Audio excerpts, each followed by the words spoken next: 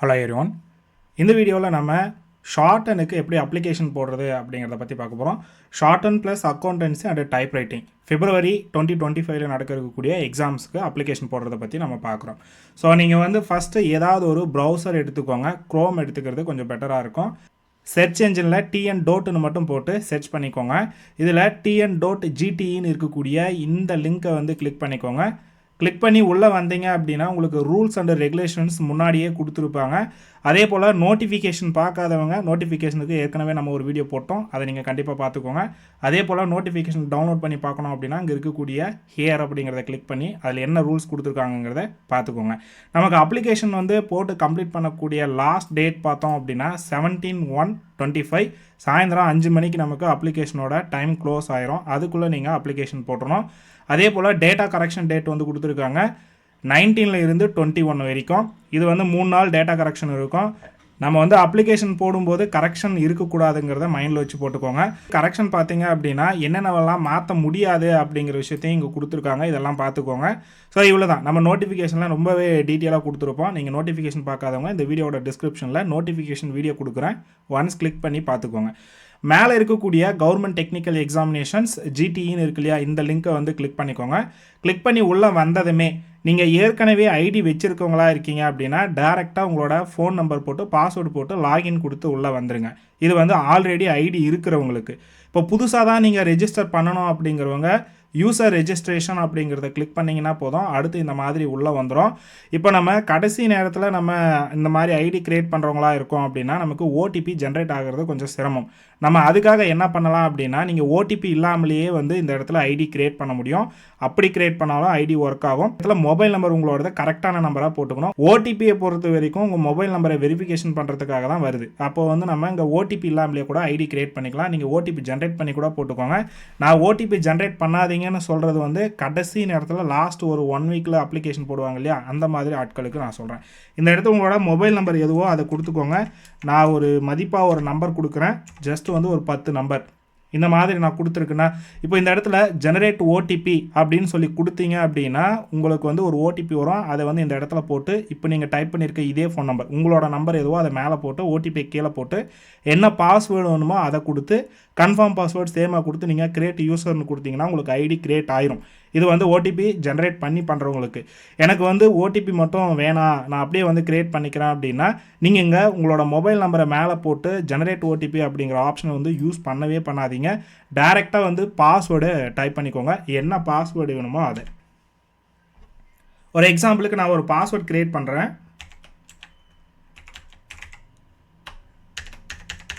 இப்போ இங்கே சொல்லியிருக்கக்கூடிய ரூல்ஸ் எல்லாமே ஃபாலோ பண்ணி ஒரு பாஸ்வேர்டு நீங்கள் க்ரியேட் பண்ணிக்கணும். ஒரு லோவர் லெட்டர் இருக்கணும், அதே போல் பார்த்தோம்னா ஒரு கேப்ஸ் இருக்கணும், ஒரு நம்பர் இருக்கணும், ஒரு ஸ்பெஷல் கேரக்டர் இருக்கணும், குறைஞ்சபட்சம் ஒரு 8 லெட்டராவது உங்களுக்கு பாஸ்வேர்டு இருக்கிற மாதிரி நீங்கள் போட்டுக்கணும். இது எல்லாமே ஃபில் பண்ணுற மாதிரி கண்டிப்பாக போட்டுட்டு இங்கே கன்ஃபார்ம் பாஸ்வேர்டு அதை கொடுத்துக்கோங்க. என்ன கொடுத்தீங்களோ அதே பாஸ்வேர்டு தான். இப்போ மேலே இருக்கிற பாஸ்வேர்டும் கீழே இருக்கிற பாஸ்வேர்டும் நீங்கள் சேமாக கொடுத்தீங்கன்னா மட்டும்தான் இந்த மாதிரி ஐடி உங்களால் க்ரியேட் பண்ண முடியும். கீழே கிரியேட் யூசர்னு கொடுத்தீங்க அப்படின்னா நமக்கு ஒரு ஐடி கிரியேட் ஆயிரும். இப்போ யூசர் கிரியேட்டட் சக்ஸஸ்ஃபுல்லின்னு வந்துருச்சிங்களா. அப்புறம் இங்கே இருக்கக்கூடிய நம்பரை காப்பி பண்ணி மேலே அங்கே என்ன பாஸ்வேர்ட் கொடுத்தீங்களோ அதை கொடுத்து உள்ளே வந்துட வேண்டியது தான். இப்போ நான் என்னோட ஐடியில் போய்க்கிறேன். முன்ன கொடுத்த நம்பர் ஒரு எக்ஸாம்பிளுக்கு தான் கொடுத்தேன். இப்போ இங்கே லாகின் அப்படிங்கிறத கொடுத்து உள்ளே வந்துடுங்க. கிளிக் டு ப்ரொசீட் கொடுத்தீங்க அப்படின்னா இந்த மாதிரி ஃபேஸ் தான் உங்களுக்கு உள்ளே வரும்.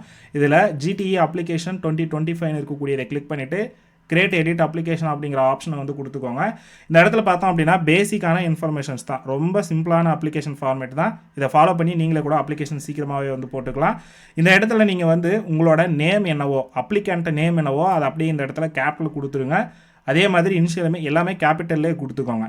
டேட் ஆஃப் பர்த் என்ன, ஜெண்டர் என்ன அப்படிங்கிறத கரெக்டாக கொடுத்துட்டு அப்பா பேர் என்ன, உங்களோட முழு அட்ரஸ் என்ன அப்படிங்கிறது வரைக்கும் இங்கே கொடுத்துருங்க.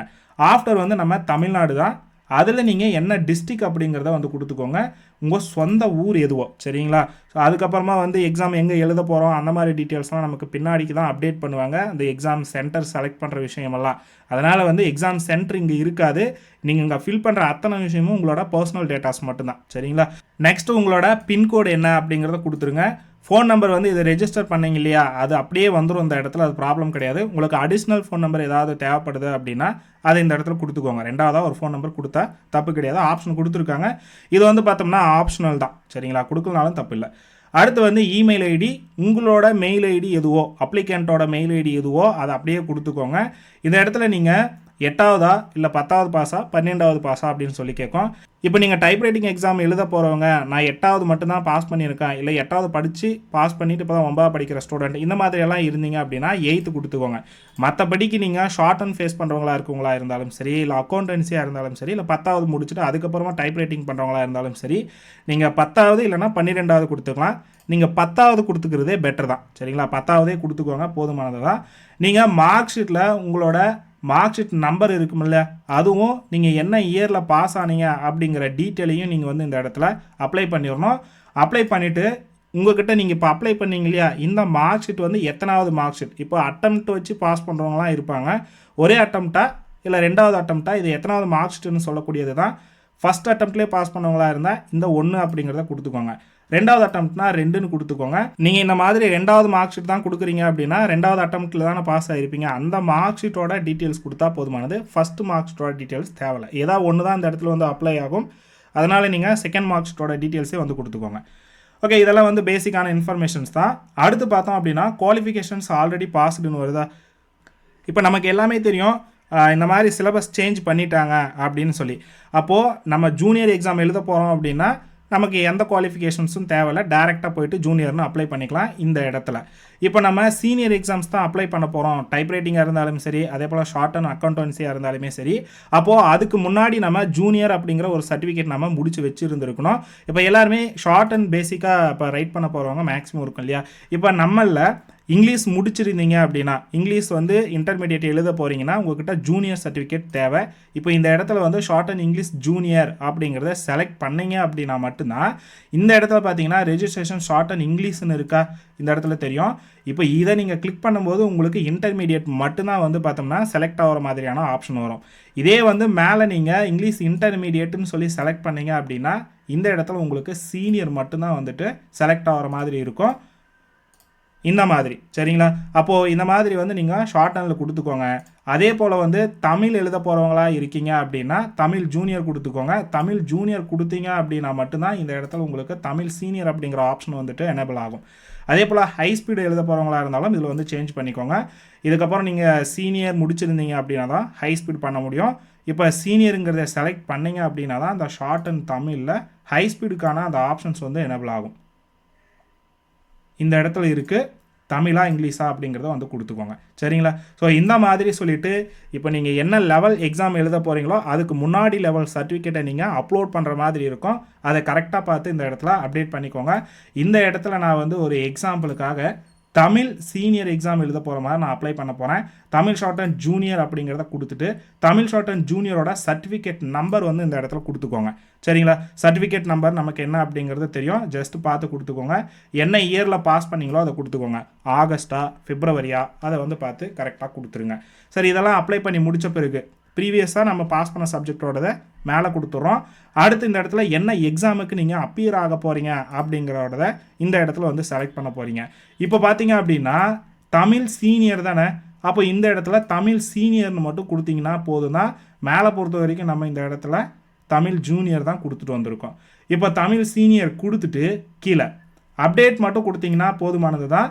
இப்போ இந்த இடத்துல டைப்ரைட்டிங் மெஷின் டீட்டெயில்ஸ் இதெல்லாம் கேட்குது இல்லையா, இதெல்லாம் வந்து டைப்ரைட்டிங் எக்ஸாம் எழுத போகிறவங்களுக்கு கொடுக்க வேண்டிய டீட்டெயில்ஸ். நீங்கள் என்ன சப்ஜெக்ட்டுக்கு அப்பியர் ஆகிறீங்களோ அதை மட்டும் நீங்கள் கான்சன்ட்ரேட் பண்ணி இங்கே அப்ளை பண்ணால் போதும் தான். நீங்கள் ஷார்ட் ஹேண்டுன்னா ஷார்ட் ஹேண்டுக்கு மட்டும் என்ன கேட்குறாங்க அப்படிங்கிறத இந்த இடத்துல பாருங்கள். ஷார்ட் ஹேண்ட் பொறுத்த வரைக்கும் இங்கே ஒரு டீட்டெயில் இருக்குது, இங்கே ஒரு டீட்டெயில் இருக்குது, அவ்வளோதான். டைப்ரைட்டிங் போகிறவங்களா இருக்கீங்கன்னா டைப்ரைட்டிங்க்கு, அக்கௌண்டன்சியா இப்போ அக்கௌண்டன்சி, இதெல்லாம் முன்னாடி முடித்த அந்த குவாலிஃபிகேஷன் எதுவோ அதை நம்ம கொடுத்துக்கிறது. இங்கேயும் அதே மாதிரி தான். என்ன குவாலிஃபிகேஷனுக்கான எக்ஸாம் எழுத போகிறீங்களோ அதை மட்டும் நீங்கள் இங்கே செலக்ட் பண்ணிங்கன்னா போதும். டைப்ரைட்டிங்கை பொறுத்த வரைக்கும் டைப்ரைட்டிங் எக்ஸாம் எழுத போகிறவங்களுக்கு இந்த மாதிரி விஷயங்கள். சரிங்களா. ஸோ அந்த மெஷின் நம்பரெல்லாம் நீங்கள் ப்ராப்பராக பார்த்து இந்த இடத்துல அப்ளை பண்ணிக்கோங்க. இந்த ஷார்ட் ஹேண்டுக்கு எப்படி அப்ளை பண்ணணும்னு சொல்லிட்டேன் இல்லையா, உங்கள் சப்ஜெக்ட் என்னவோ அதை நீங்கள் செலக்ட் பண்ணிட்டு இந்த இடத்துல அப்டேட் டீட்டெயில்ஸ் அப்படிங்கிறத கொடுத்தீங்கன்னா போதும். இந்த டீட்டெயில்ஸ் எல்லாமே நமக்கு அப்டேட் ஆயிரும். இது வந்து பார்த்தோம்னா ஃபஸ்ட்டு இருக்கக்கூடிய டீட்டெயில்ஸை நம்ம முடிச்சிட்டோம். அடுத்து வந்து இமேஜஸை அப்லோட் பண்ணக்கூடியது தான். அப்லோட் இமேஜஸ் அப்படின்னு கொடுத்தீங்கன்னா முன்னாடி கொடுத்த அந்த டீட்டெயில்ஸ் எல்லாமே வந்து இந்த இடத்துல அப்படியே வந்து நமக்கு ஆட் ஆயிரும். இப்போ இந்த இடத்துல சப்ஜெக்ட் ரெஜிஸ்ட்ரேஷன் கோடும் வந்து பார்த்தோம் அப்படின்னா நமக்கு ஆட்டோமேட்டிக்காக வந்துடும். இதை நம்ம வந்து அப்ளை பண்ணணுங்கிற அவசியம் கிடையாது, எதுவுமே டைப் பண்ணலாம் தேவையில்லை. இந்த இடத்துல நம்ம எக்ஸாம் எழுத போகிறவங்களா இருக்கோம் அப்படின்னா ஒரு ஐடி கார்டு அப்ளை பண்ணணுங்கிறது நமக்கு தெரியும். ஒரு காலேஜ் ஸ்டூடெண்ட்டாக இருந்தீங்க அப்படின்னா உங்கள் காலேஜ் ஐடி இல்லை அப்படின்னா ஆதார், இன்கம் இந்த மாதிரி இங்கே கேட்கக்கூடியதில் ஏதாவது ஒரு ஐடியை நீங்கள் கொடுத்தீங்க அப்படின்னா போதுமானது. ஸ்டூடெண்ட் அப்படிங்கிறதால நான் ஸ்டூடெண்ட் ஐடி அப்படிங்கிறத கொடுக்குறேன். அப்போ அந்த ஐடியில் வந்து உங்களோட ரெஜிஸ்டர் நம்பர், ரோல் நம்பர் ஏதாவது இருக்குமில்ல, அந்த நம்பர் எதுவோ அது இந்த இடத்துல நீங்கள் அப்படியே வந்து அப்ளை பண்ணிடுறீங்க. அவ்வளோதான் விஷயம். ஓகே, இந்த மாதிரி ஐடி கொடுத்துருங்க. கொடுத்து முடித்த பிறகு கீழே பாருங்கள், நீங்கள் மேலே அங்கே கொடுத்துருக்கக்கூடிய அந்த ஐடி கார்டோட ஒரு காப்பியை நீங்கள் அப்லோட் பண்ணணும். ஸோ இந்த இடத்துல ப்ரௌஸ் அப்படிங்கிறத கொடுத்து நீங்கள் அந்த ஐடியெல்லாம் எங்கே வச்சுருக்கீங்க அப்படிங்கிற பிளேசஸை வந்து நீங்கள் செலக்ட் பண்ணி அப்லோட் பண்ண போகிறீங்க. அதெல்லாம் வந்து எவ்வளோ சைஸஸில் இருக்கணும் அப்படிங்கிறதுக்கான டீட்டெயில்ஸுமே இங்கே கொடுத்துருக்காங்க. நீங்கள் அப்லோட் பண்ணக்கூடிய இந்த ஐடி டீட்டெயில்ஸ் பார்த்தோம்னா 150 கிலோபைட்லேருந்து 500 கிலோபைட்டாக இருக்கணும். அது பார்த்துக்கோங்க. அதே போல் உங்கள் ஃபோட்டோ அண்டு சிக்னேச்சரை பொறுத்த வரைக்கும் 20 கிலோபைட்டுக்கு மேலே இருக்கணும், 50 கிலோபைட்டுக்கு உள்ளே இருக்கணும். இது ரெண்டும் வந்து நீங்கள் பார்த்து வச்சுக்கோங்க. மற்ற எல்லாமே பார்த்தோம் அப்படின்னா 150 கிலோபைட்லேருந்து 500 கிலோபைட்டுக்குள்ளே இருக்கிற மாதிரி நீங்கள் அதை கிராப் பண்ணி கரெக்டாக அந்த சைஸை ரீஅரேஞ்ச் பண்ணி வச்சுக்கோங்க. இப்போ நான் வந்து ஐடி கார்டை அப்லோட் பண்ணிடுறேன். ப்ரௌஸ் அப்படிங்கிறத கொடுத்து உள்ளே வந்துட்டு அது எங்கே வச்சுருக்கோம் அப்படிங்கிறத நீங்கள் தான் செலக்ட் பண்ணி எடுத்துக்கணும். ஓகே, ஐடி வந்து நமக்கு செலக்ட் ஆகிருச்சு. அடுத்து வந்து இமேஜ். இப்போ இமேஜை பொறுத்த வரைக்கும் ஒன்று லிசன் பண்ணுங்கள். இப்போ இந்த இடத்துல பார்த்தீங்க அப்படின்னா இந்த ஃபோட்டோவில் வந்து அவரோட பேர் அதே போல் அவரோட டேட் ஆஃப் பர்த்தெல்லாம் வந்து இருக்குங்களா. இப்போ இந்த மாதிரி ஃபோட்டோவை நீங்கள் வந்து அப்லோட் பண்ணவே கூடாது. இது வந்து நோட்டிஃபிகேஷனில் கிளியராக கொடுத்துருந்தாங்க. இந்த மாதிரி ஃபோட்டோ நம்ம வச்சுருப்போம் டிஎன்பிசி எக்ஸாமுக்கு அப்ளை பண்ணும்போது நம்ம எடுத்த ஃபோட்டோவா, அதெல்லாம் வந்து அப்லோட் பண்ணாதீங்க. அதில் வந்து எம்டியாக இருக்கணும். இந்த மாதிரி கீழே பேரெல்லாம் எதுவும் இருக்கக்கூடாது. இந்த ஃபோட்டோவை வந்து கொடுத்து ஒரு ஓப்பனுங்கிறத கொடுத்துருங்க. அடுத்து சைன் வந்து அப்டேட் பண்ணிக்கோங்க.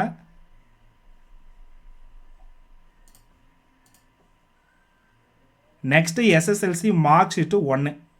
ஸோ இந்த மார்க் ஷீட்டில் பார்த்தோம் அப்படின்னா நான் முன்னையே 2 அப்படின்னு சொல்லி செலக்ட் பண்ணியிருக்கோம் போல், 1 தான். ஸோ 1 வந்து செலக்ட் பண்ணிவிட்டு அப்டேட் கொடுத்துட்றேன். ஆஃப்டர் வந்து இமேஜஸ் அப்லோட் பண்ணுறதுக்கு வந்துடுறேன். மறுபடியும் ஃபஸ்ட்லேருந்து தான் நான் பண்ணி ஆகணும். நெக்ஸ்ட்டு மார்க் ஷீட் 1 நம்ம முன்னே சேஞ்ச் பண்ணிட்டு வந்துட்டோமா. இப்போ மார்க் ஷீட் எதுவோ அதை நீங்கள் கொடுத்துக்கோங்க. மார்க் ஷீட்டில் செல்ஃப் அட்டஸ்டட் எப்படி போடணும்னு சொல்லிட்டு நான் நோட்டிஃபிகேஷன்லேயே சொல்லியிருந்தேன். இந்த சென்டர் பேஜில் கீழே வந்து இடம் இருக்கிற இடத்துல வந்து நீங்கள் ஒரு சைன் போட்டுருங்க. உங்களோட செல்ஃப் அட்டஸ்டட் இருந்தாலே போதுமானது தான். ஓப்பன். அடுத்து வந்து பார்த்தோம்னா ஷார்ட் அண்ட் சர்டிஃபிகேட் இதுக்கு முன்னாடி முடிச்சிருப்பீங்க இல்லையா ஜூனியர், அது வந்து நீங்கள் இப்போ அப்லோட் பண்ண போகிறீங்க. இந்த சர்டிஃபிகேட்டை நான் வந்து ஷார்ட் அண்டுன்னு சொல்லி கன்சிடர் பண்ணி போட்டுக்கிறேன். நீங்கள் வந்து ப்ராப்பராக இருக்கிற மாதிரி உங்களோட ஒரிஜினலெலாம் ஸ்கேன் பண்ணி மெயினாக வந்து பார்த்தோம்னா நீங்கள் ஜெராக்ஸ் எடுத்து ஜெராக்ஸில் வந்து அட்டஸ்டட் போட்டு அப்லோட் பண்ணணும். ஸோ இதெல்லாம் கொடுத்துட்டு அப்லோட் டீட்டெயில்ஸ் அப்படிங்கிறத கொடுத்துருங்க. Okay, update details.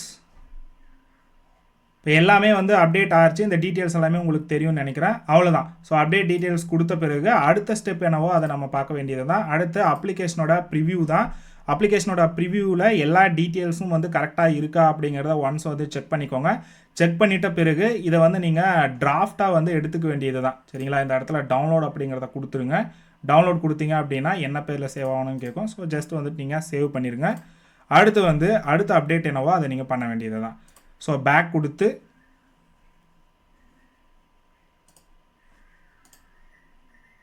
ரீலோட் பண்ணிக்கோங்க. அடுத்து பார்த்தீங்க அப்படின்னா ஆன்லைன் பேமெண்ட் தான். ஸோ ஆன்லைன் பேமெண்ட் கொடுத்தீங்க அப்படின்னா இந்த இடத்துல நீங்கள் அப்ளை பண்ணியிருக்கக்கூடிய சப்ஜெக்ட்ஸ்க்கான அமௌண்ட் எவ்வளோ அப்படிங்கிறத டீட்டெயிலாக காட்டுது. இந்த இடத்துல அப்ளிகேஷன் ஃபீஸ் வந்து 30 ரூபா. அதே போல் எக்ஸாம் சீனியர் ஃபீஸை பொறுத்த வரைக்கும் 130, மொத்தமாக சேர்த்து வந்து 160 ரூபா ஷார்ட் அண்ட் சீனியர் எக்ஸாம்ஸ்க்கு நீங்கள் வந்து பே பண்ணணும். இதெல்லாம் கொடுத்த பிறகு அடுத்து ப்ரொசீட் டு பேமெண்ட் கெட்வே அப்படிங்கிறத கொடுத்தீங்க அப்படின்னா உங்களோட அக்கௌண்ட் டீட்டெயில்ஸை வந்து கேட்கும்.